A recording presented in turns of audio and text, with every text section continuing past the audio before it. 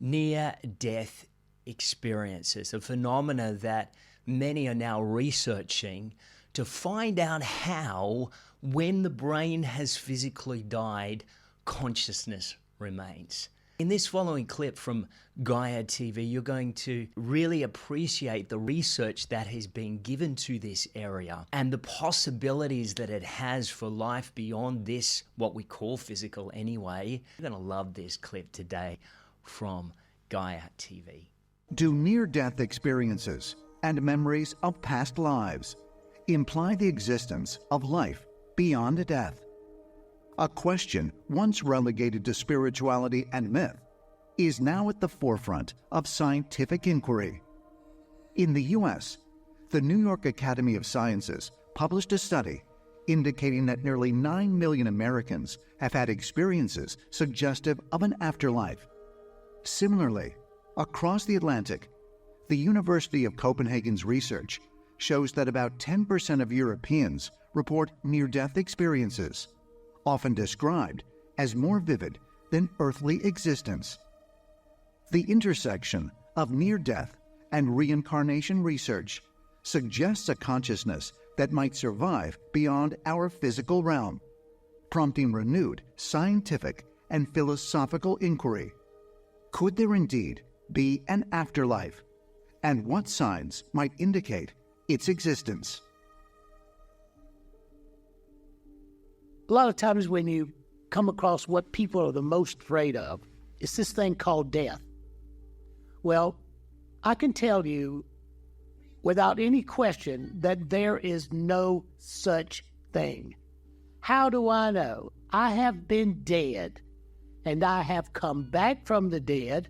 No one dies. It's the biggest lie you will ever be told.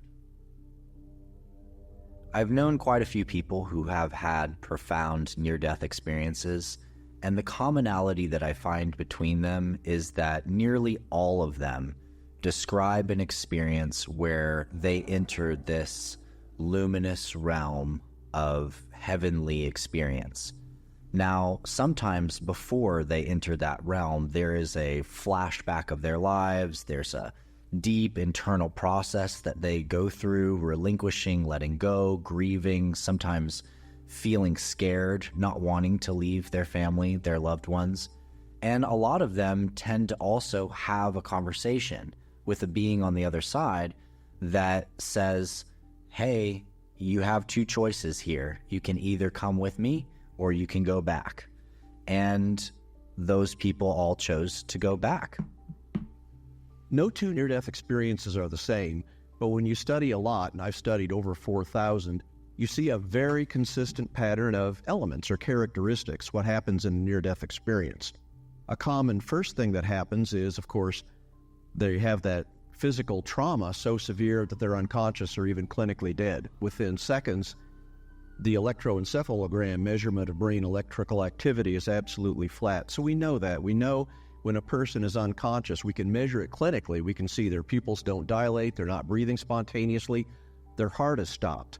I mean, they're literally shut down at the level of the brainstem after cardiac arrest. And yet, by the hundreds and hundreds, we have people reporting near-death experiences at this time. Again, absolutely no possible explanation of physical brain function whatsoever. So at that time, when they shouldn't have any memory at all, they do. A common first element is what's called an out-of-body experience. Consciousness separates from their body, often laying on the floor, and rises above, and from that vantage point, they can see and hear ongoing earthly events, often including frantic efforts of people trying to bring them back to life. When I lifted out of my body, I was burning it on fire, and the flash of the lightning had burned my eyes so much I could not see. And I was paralyzed and on fire, and then all of a sudden I lift out of my body. I have no pain. I see myself lying on the bed. I heard the paramedic say, he's gone, and I could feel this tunnel forming over my left shoulder, and I looked, and I was pulled down this tunnel. And I came into this place of light, bright, beautiful light. And then in that realm, they're in what we call unearthly, or if you will, heavenly realms. They can also encounter what we would call spiritual beings. These are beings variably described. They may be called angels, they may be called spiritual beings. The near-death experiencer will often ask the questions that are, if you will, some of the greatest questions that we in humankind have answered throughout history, and they get answers. And what's so remarkable is that these answers are remarkably consistent. Further strong evidence that near-death experiences are not the creation of prior pre-existing earthly belief, cultural beliefs, or even religious beliefs, but there's something new, something dramatic information that they're receiving that is information that they never knew of before and couldn't even have conceived of before. Such consistently reported encounters across diverse cultures and backgrounds highlight a significant aspect of the near-death journey, the meeting with entities that embody wisdom far surpassing our worldly experiences.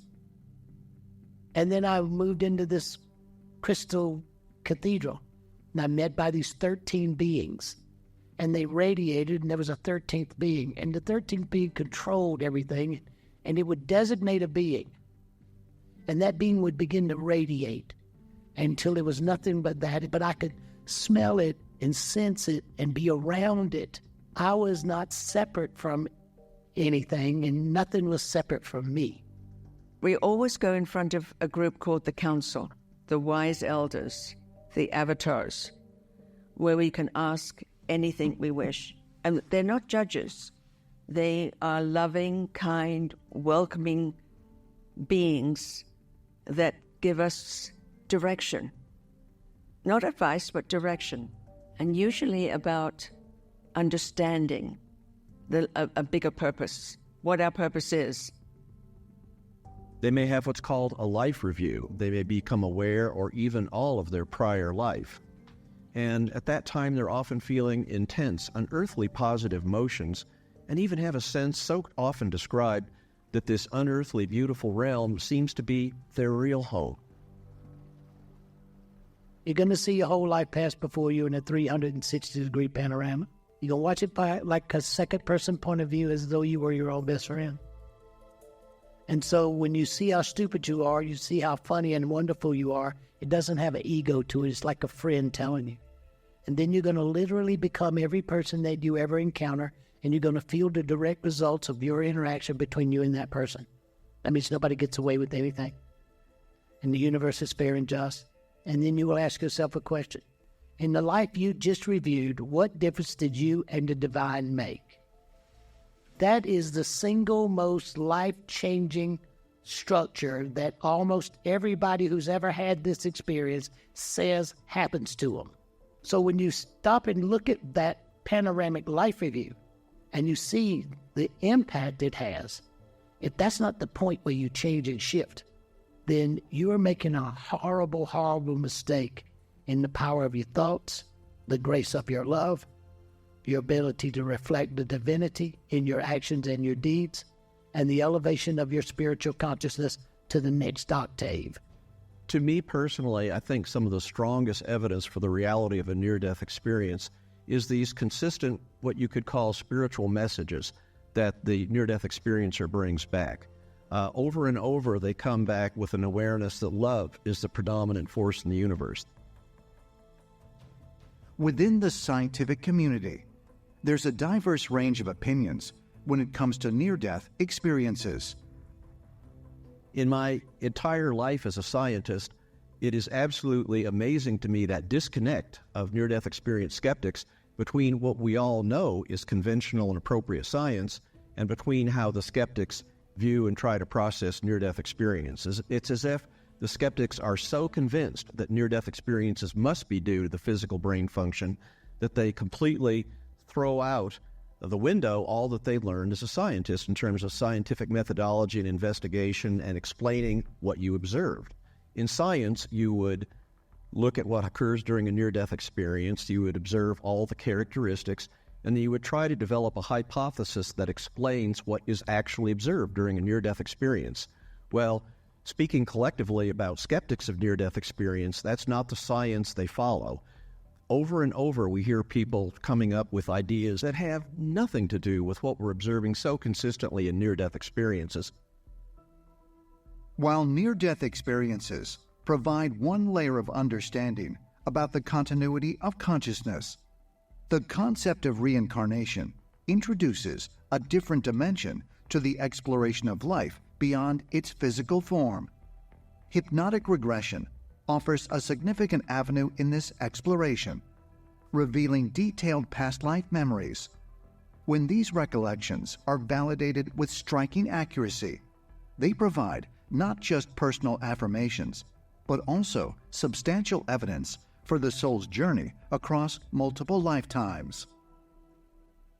Now, I trust that you enjoyed that journey. This is just a segment of a whole series from Gaia TV that I would love for you to subscribe to. I've got a free subscription offer, a 7-day trial for Gaia that you can subscribe to, no charge to you, so you can test out all of the wonderful content Gaia offers. I hope you'll take up that offer. Enjoy Gaia TV.